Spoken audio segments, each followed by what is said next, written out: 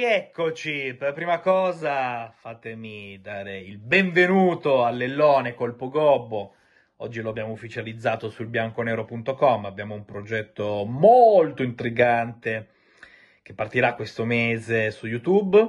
e l'Ellone Colpo Gobbo sarà l'host ufficiale del bianconero.com. Sono molto felice perché con Lello, al di là che mi lega un'ottima amicizia, è un professionista molto serio, un professionista che si è costruito i suoi numeri lavorando con qualità, mai becero, sempre originale, contenuti di livello, quindi sono molto felice che si aggiunga alla famiglia del bianconero, ma non è finita qua nella maniera più assoluta, abbiamo il desiderio di fare cose interessanti con la massima ambizione e nei prossimi giorni faremo altri annunci. Vedremo cosa accadrà sul fronte Mattias Soulé, perché c'è una netta sensazione, ma già lo avevamo abbondantemente raccontato quando l'Aston Villa aveva chiesto proprio lui nell'ambito della maxi operazione che poi ha portato Douglas a Torino, una Juve al momento poco propensa a entrare nell'ordine di idee di liberarsi così agevolmente dell'argentino. C'era stato a fine maggio un contatto molto chiaro tra la Juventus e l'entourage di Solé. Da questo contatto è emerso un prezzo, ovvero 35-40 milioni, la cifra che la Juventus valuterebbe in caso qualcuno dovesse maturare ardite ambizioni. Poi c'è stato anche il fattore Thiago Motta, e qua rivolgo il nastro perché io credo che da febbraio in poi mi si è visto tutte le conferenze pre-gara di Thiago Motta quando era al Bologna, e pre-Frosinone Bologna avevo sentito le parole di Thiago proprio sul percorso di crescita di Soulé, parole belle, parole che davvero sottolineavano, e credo sottolineano tuttora, come evidentemente il tecnico italo-brasiliano apprezzi molto le caratteristiche di Soulé, perché aveva fatto un ritratto tecnico interessante e direi fedelissimo alla realtà dei fatti, perché è vero, il Frosinone purtroppo non se lo meritava, retrocesso negli ultimi minuti dell'ultimo atto della Serie A, ma Mattias ha disputato un'ottima stagione, Barrenechea ha disputato un'ottima stagione, Caio meno, perché ha avuto anche dei problemi di carattere fisico, rientrare da un grave infortunio, poi ha patito molto dal punto di vista mentale e alla fine della fiera ha scelto di andare in Brasile con la cessione effettuata in direzione Cruzeiro. Quindi la Juve ovviamente ha mantenuto i contatti con l'entourage di Soulé, perché il West Ham, per esempio, a un certo punto si è fatto minaccioso e sembrava che da un momento all'altro dovesse formulare un'offerta ufficiale. Come detto, la Aston Villa lo vuole inserire alla maxi operazione Douglas. Ad oggi però sembra che la Juventus prenda tempo. Questo significa che Soulé rimarrà sicuramente alla Juve? No, nella maniera più assoluta, perché in una situazione simile dove comunque devi ricavare denaro da reinvestire prontamente su determinati obiettivi non ci sono incedibili. Io ora non so cosa accadrà in questo mese per i giocatori che in questo momento sono lontani dai riflettori del mercato. Parlo di Dusan Vlahovic, parlo di Gleison Bremer, insomma, quelli che la Juventus vorrebbe trattenere a tutti i costi proprio per dare forza fin da subito al progetto targato Thiago Motta. Però dobbiamo anche capire che da oggi, a parte che inizia ufficialmente il mercato, ma inizia un'altra fase, una fase dove magari dall'oggi al domani può arrivarti una notizia che non ti aspetti, l'offerta per il giocatore di turno, un'offerta da capogiro, un'offerta che ti fa rivedere i piani, perché tu puoi avere le tue strategie, e la Juventus mi sembra che a giugno abbia proposto di avere le idee molto chiare, ma non puoi valutare, non puoi mettere in preventivo l'imponderabile, la classica offerta monstre che poi ti fa girare davvero la testa e ti obbliga a fare delle riflessioni. Ecco, diciamo che in una situazione in cui la Juventus, tutte le strade credo che portino al 4-2-3-1 o comunque a giocare con più interpreti offensivi e quindi devi fare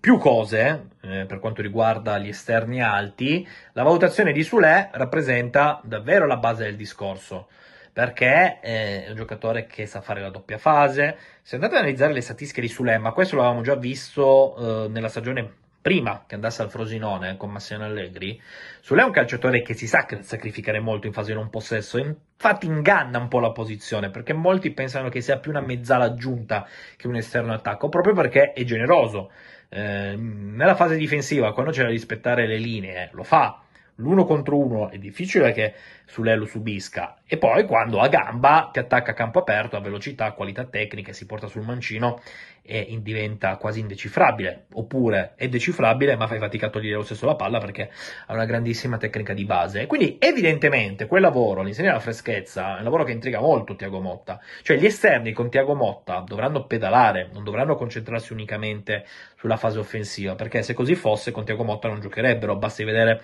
quello che ha proposto il neotecnico bianconero con Doie, con Orsolini, con Saelemaekers, cioè tutti i giocatori che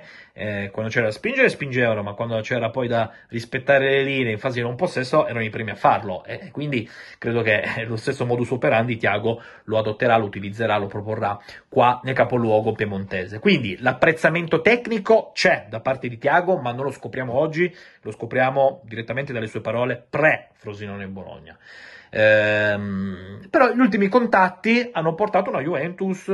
forse a dare anche un'immagine di forza, cioè non voler far passare il messaggio che su lei se ne debba andare a tutti i costi, perché altrimenti arriverebbero delle offerte a ribasso che non sarebbero potenzialmente soddisfacenti. Vediamo quindi cosa accadrà, e io sono anche curioso poi in generale di vedere come Cristiano Giuntoli si muoverà sugli esterni, perché c'è la grana da risolvere Federico Chiesa. Ora, sfortunatamente, fortunatamente per i tempi del mercato, l'europeo è finito, e quindi mi sembra che la vicenda la si possa approfondire. Magari domani mattina ci torniamo su, perché è un argomento da prendere di petto. Ora ci sarà la vacanza meritata per Federico, ma non funziona più il giochino, finché sono impegnato a Euro 2024 non voglio essere disturbato in chiave mercato. Ora questo non c'è più l'europeo, e quindi tocca essere disturbato sul mercato e tocca arrivare a una situazione dentro fuori, perché non si può più tergiversare, altrimenti diventerebbe una situazione estremamente rischiosa a livello di profitto per la Juventus. Ecco, tutto deve accadere, proprio tutto, ma non che Federico Chiesa magari potenzialmente tra un anno possa lasciare la Juventus in qualità di free agent. E poi ci sono tanti altri nomi che sono circolati. Credo che alla Juventus siano stati accostati 10-12 esterni offensivi, da Greenwood, ma passando per Sancho. Ecco, questa non è una notizia, o meglio, ve l'avevo data a gennaio, quando avevo raccontato che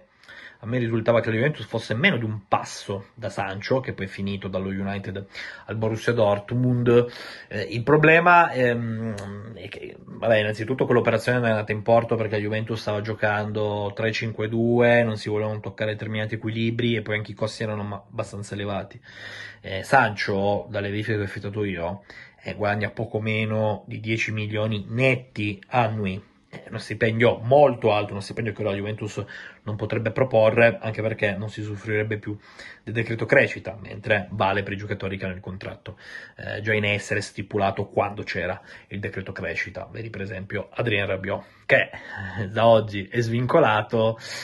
ma resta valida l'offerta formulata lì dalla Juventus 2+1. Ecco, Sancho è un giocatore che onestamente, se ci fosse la possibilità di prenderlo, mi piacerebbe. Ora, credo che se lui dovesse optare per una sorta di comfort zone e anche lo United dovesse decidere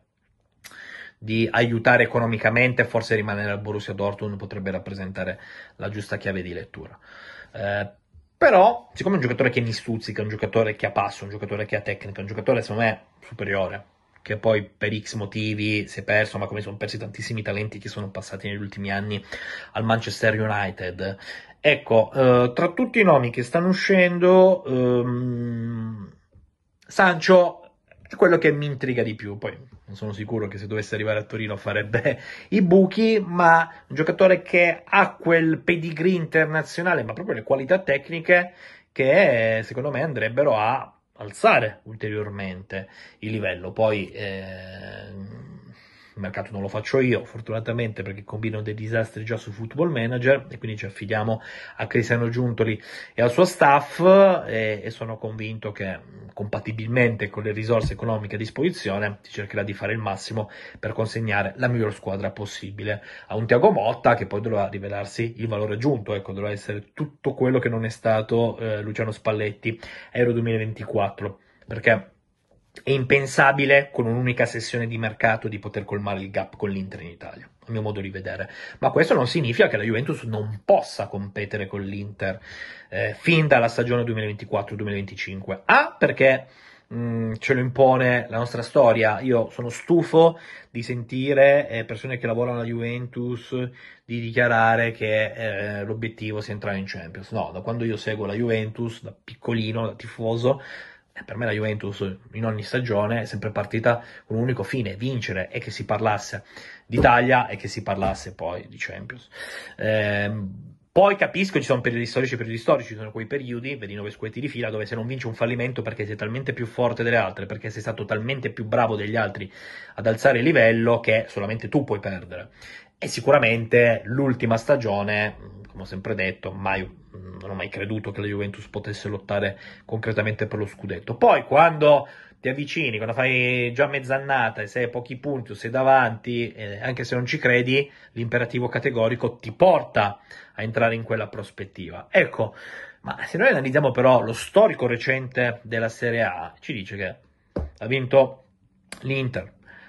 ha vinto il Napoli, ha vinto il Milan. Quindi se azzecchi il mercato, se azzecchi l'allenatore, se c'è l'entusiasmo giusto, se c'è una forza societaria, se c'è proprio anche lo stesso tifo che ti crea attorno una corazza e magari a suon di decibel ti porta qualche punto in più tra le mura amiche, questo spero che lo stadium, l'Allianz possa ritornare a essere un valore aggiunto, perché io ricordo perfettamente i primi anni di Antonio Conte, anche gli stessi primi anni di Max Allegri, dove l'Allianz ti portava a gettare il cuore oltre l'ostacolo, e Gigi Buffon sottolineava di stagione in stagione come arrivassero determinati punti poi dai tifosi che